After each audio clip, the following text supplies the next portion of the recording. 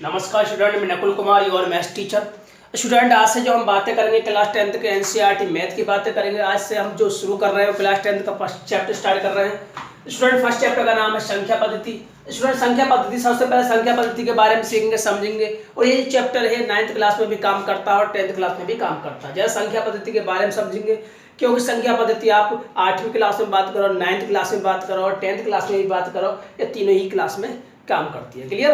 तो संख्या पद्धति को समझेंगे। स्टूडेंट, सबसे पहले संख्या पद्धति को समझने से पहले हम कुछ संख्या समझेंगे। स्टूडेंट, हमें सबसे पहले अंक के बारे में ज्ञान होना चाहिए कि अंक किसे कहते हैं। अंक ध्यान रखना, वे चित्र या वे नोटेशन, वे प्रतीक, जो ये अंक का कौन से होते हैं हमारे पास 1 2 3 कहाँ तक होते हैं 1 2 3 4 5 6 7 8 9। फिर उसके बाद कौन आती है 0। 0 खोज कौन ने की थी? आर्यभट्ट जी ने की थी। कौन ने की थी? गणितज्ञ थे, कौन की थी? आर्यभट्ट जी ने। उसके बाद संख्याएं के लिए कहते हैं, संख्या क्या होती है? अंकों का समूह। किसका समूह होती है? अंकों का समूह। तो ये कौन हो सकती है? 0 हो सकती है, 1 2 3 4 5 6 7 8 9 10 11 वगैरह। ठीक है। तो अब स्टूडेंट हम बातें करते हैं संख्याओं के प्रकार। संख्या कितने प्रकार से हम वर्गीकृत कर सकते हैं, संख्या कितने प्रकार से हम वर्गीकृत कर सकते हैं, जरा समझें। इसमें सबसे पहले आती है प्राकृत संख्या। प्राकृत संख्या किन्हें कहते हैं? प्राकृत संख्या किन्हें कहते हैं, जरा समझिए। प्राकृत संख्या को इंग्लिश में कहते हैं नेचुरल नंबर। जरा उनको समझिए। प्राकृत संख्या वे संख्या होती है, स्टूडेंट ध्यान रखना, प्राकृत संख्या वे संख्या होती है जो हम काउंटिंग में प्रयोग करते हैं, जो गिनने में प्रयुक्त करते हैं, जो काय में प्रयुक्त करते हैं, गिनने में प्रयुक्त करते हैं। क्लियर? गिनने में कहाँ से स्टार्ट करते हो आप? 1 से स्टार्ट करते हो। तो काउंटिंग नंबर कहाँ तक स्टार्ट होती है? 1 से। 1 2 3 4 5 6 7 8 9 10 11। क्लियर? स्टूडेंट अब बातें करते हैं पूर्ण संख्या। अगर प्राकृत संख्या में 0 को भी शामिल कर लिया जाए, मैंने क्या बोला? अगर प्राकृतिक संख्याओं में 0 को भी शामिल कर लिया जाए तो ये क्या बन जाती है? पूर्ण संख्या हो जाती है। कौन संख्या बन जाती है? पूर्ण संख्या। क्लियर? अगर प्राकृत संख्याओं में 0 को भी शामिल कर लिया जाए तो ये क्या कहलाती है? होल नंबर कहलाती है, यानी पूर्ण संख्या कहलाती है। क्लियर? तो स्टूडेंट ध्यान रखना, प्रत्येक प्राकृत संख्या किसके अंदर बैठी हुई है? पूर्ण संख्या के अंदर बैठी हुई है। इसलिए एनसीईआरटी में एक क्वेश्चन पूछा गया है 9th क्लास में मैथ में पहली एक्सरसाइज में पूछा गया है कि बताइए प्राकृतिक संख्या, प्रत्येक प्राकृतिक संख्या पूर्ण संख्या होती है या नहीं? तो आपका जवाब होगा हाँ होती है। यदि उल्टा पूछा जाए कि प्रत्येक पूर्ण संख्या प्राकृतिक संख्या के अंदर बैठी है तो आपका जवाब होगा नहीं। क्लियर? क्यों होगा? क्योंकि 0 प्राकृतिक संख्या नहीं है। हम जो गिनना कहाँ से स्टार्ट करते हैं 1 से, तो इसका मतलब ये हुआ पूर्ण संख्या प्राकृतिक संख्या। प्रत्येक पूर्ण संख्या प्राकृतिक संख्या नहीं होती, प्रत्येक प्राकृतिक संख्या पूर्ण संख्या होती है। क्लियर?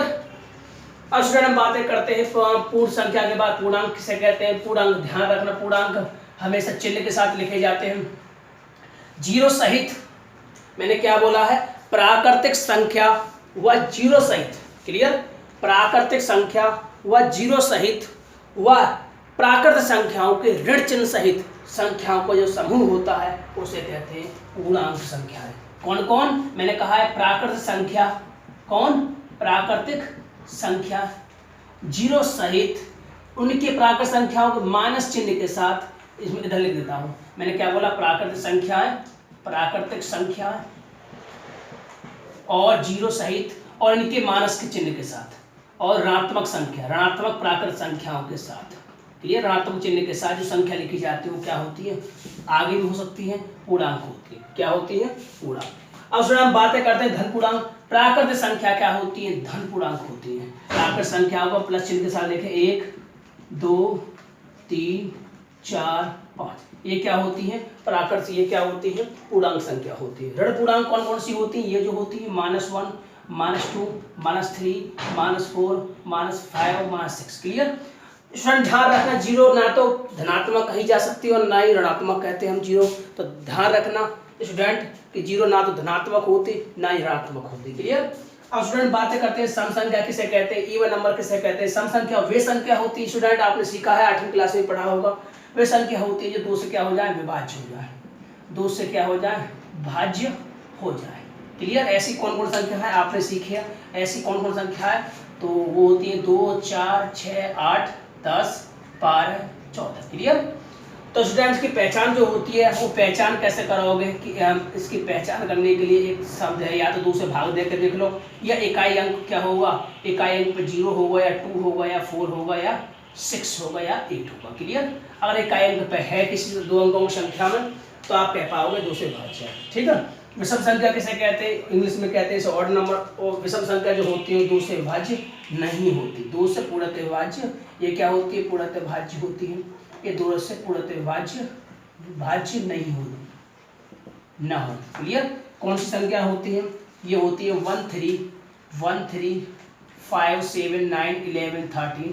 क्लियर, स्टूडेंट्स की जो पहचान करेंगे या 2 से भाग देने पर देखेंगे, अगर पूरी कट रही है, ठीक कट रही है, नहीं कट रही है, अगर नहीं कट रही तो कहेंगे ये विषम संख्या है।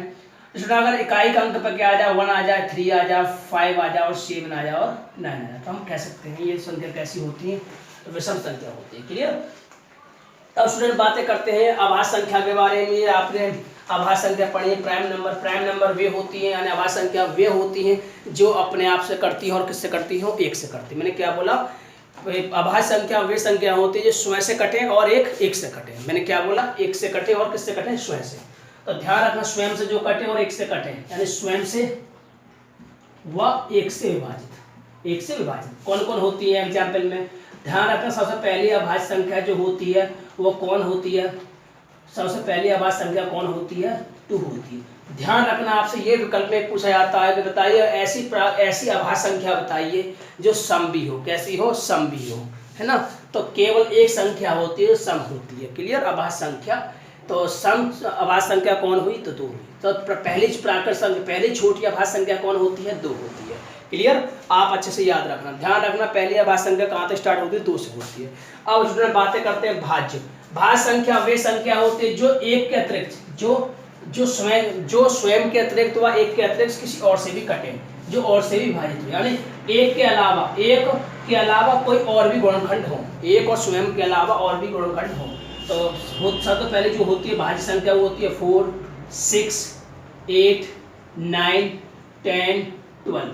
स्टूडेंट ध्यान रखना, सबसे छोटी भाज्य संख्या इसके फैक्टर हो जाते हैं, जिसके 2 से अधिक फैक्टर होते हैं, वो होती है हमारी कौन, 4। क्योंकि 4 को हम 1 से भी काट सकते हैं, 2 से भी काट सकते हैं और 4 से भी काट सकते हैं। 2 से अधिक इसके क्या है, फैक्टर है।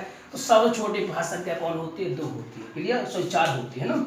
उसके बाद हम बातें करते हैं सहअभाज्य। ऐसी संख्याएं जिनमें एक के अतिरिक्त कोई उभयनिष्ठ गुणनखंड नहीं हो, एक के अतिरिक्त कोई उभयनिष्ठ गुणनखंड नहीं हो। 2 और 3 कैसी है आप सहअभाज्य, 5 और 7 कैसे अभाज्य, या 9 और 10 कैसी अभाज्य, आपस में किसी भी संख्या से एक साथ नहीं कर सकती। 10 और 11 कैसे सहअभाज्य, 15 और 8 सहअभाज्य। क्लियर, स्टूडेंट बातें करते हैं परमेय संख्या की। परमेय संख्या क्या होती है, वे संख्याएं क्या होती है, आपने पढ़ी है 8वीं क्लास में, वे संख्याएं जो किस में लिखी जाए, P/Q के रूप में लिखी जा सके। ध्यान रखना, हमेशा Q जो होगा या तो 0 से बड़ा होगा या 0 से छोटा होगा। मैंने क्या बोला, परमेय संख्या वे संख्याएं होती हैं जो अंश बटा हर या P/Q के रूप में लिखी जाए, और हमेशा जो हर होता है वो 0 के बराबर नहीं होता। यदि 0 के बराबर होता है तो परमेय संख्या नहीं कहलाती। इसलिए ध्यान रखना, Q हमेशा जो होगा वो 0 से बड़ा होगा, या धनात्मक होगा या ऋणात्मक होगा। 0 से हमेशा बड़ा हो सकता है, छोटा हो सकता है, 0 के बराबर कभी नहीं। अपरमेय संख्या वे संख्या होती है जो कर्णी चिन्ह के साथ लिखी जा सके या जो P/Q के रूप में नहीं की जा सकती। क्लियर, जिनका जो प्रसार होता है वो अनवसानी अनावर्ती का होता है। क्लियर, तो जो वर्गमूल के साथ लिखी जाएंगी वो संख्या जो होती है कैसी होंगी, अपरमेय संख्या होंगी, या जो P/Q के रूप में नहीं लिखी जा सकती। क्लियर, या जिनका प्रसार कैसा होता है, अनवसानी अनावर्ती का होता है। स्टूडेंट बात आती है क्या, वास्तविक संख्या कहते हैं। वास्तविक जितनी भी संख्या पढ़ते हैं हम सब कैसी होती है, वास्तविक संख्या होती है। परमेय या अपरमेय मिलकर क्या बनाती है, वास्तविक संख्या बनाती है। क्या बनाती है, वास्तविक संख्या बनाती है। परमेय और अपरमेय मिलकर क्या बनाती है, वास्तविक संख्या बनाती है। स्टूडेंट ध्यान रखना, वास्तविक संख्या रियल नंबर किसे कहते हैं, तो आप बताओगे सर रियल नंबर जो होती है, जितनी भी संख्या हम पढ़ते हैं, परमेय हो चाहे वो अपरमेय संख्या हो, सब कैसी होती है, वास्तविक संख्या होती है।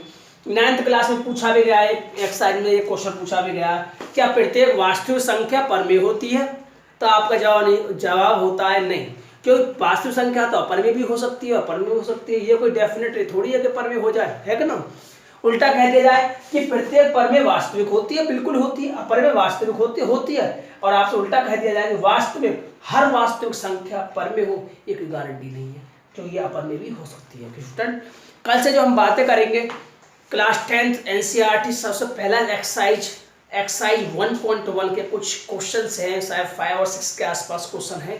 कल से हम वो करेंगे। ये नंबर सिस्टम आपने सीख रखा है, 6ठी 7वीं 8वीं क्लास में पढ़ाते हैं कि सम संख्या, विषम संख्या, भाज्य संख्या, भाज्य संख्या, वास्तविक संख्या, परिमेय संख्या, अपरिमेय संख्या, बहुत सारी संख्या पढ़ते हैं आप। क्लियर? तो स्टूडेंट ने याद करना, मैंने जो परिभाषा बोली है आपने अपने आप लिखने की कोशिश करना, उदाहरण याद रखना। पूर्णांक कहने कहते हैं, विषम कहने कहते हैं, क्योंकि जो इस एक्सरसाइज को हम वास्तविक संख्या जो पढ़ेंगे, हम जो पहला चैप्टर जो पढ़ेंगे 10th क्लास में, उसमें कहीं ना कहीं रुकावट उत्पन्न करती है। स्टूडेंट्स को समझना बहुत ही इंपॉर्टेंट होता है। ये हर क्लास के 9th क्लास का बच्चा हो, 8th क्लास का बच्चा हो, 10th क्लास का बच्चा हो, हर किसी के लिए बहुत ही इंपॉर्टेंट होता है, क्योंकि ये नंबर सिस्टम नहीं मालूम होगा तो वो अंकगणित को नहीं सीख पाएगा सही से, कहीं ना कहीं उसे रुकावट उत्पन्न होती है। जैसे मान लिया आपसे कह दिया कि बताओ पृथाभाज्य संख्या क्या है, तो बच्चा घबरा जाता है कि भाज्य संख्या क्या होती है।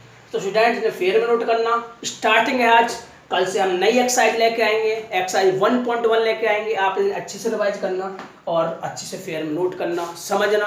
कोई प्रॉब्लम हो, कोई समस्या हो तो मुझे बताना, दिक्कत हो अपनी किताबों का सहारा लेना, कुछ परिभाषा अपने आप लिखने की आर्ट डालो। जब तक के लिए नमस्कार।